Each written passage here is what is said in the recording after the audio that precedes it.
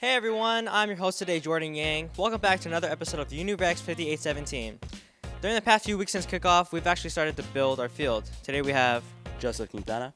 who actually helped build our field. Joseph, if you don't mind, we have a few questions for you to answer. No problem at all. So, what was the process in building the field?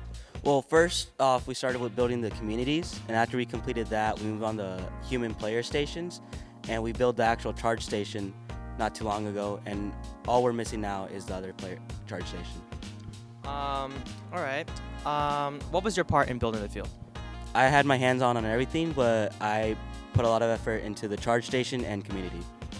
Okay. What were some challenges that you guys had in building the field?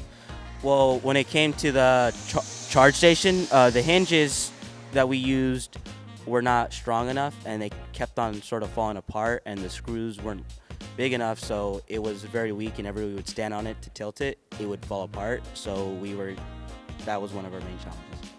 Okay. What's your current progress in the field right now? We have everything built except one charge station, which we want to make that one out of metal and have it be an actual charge station that you'll see during competition, because the one we have right now is just made out of wood. And we need to nail down or screw down the human player stations into the floor so they don't move.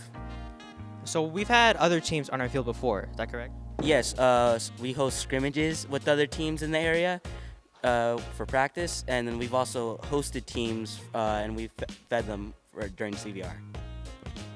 Okay. Is there any other interesting facts that any of the viewers should know?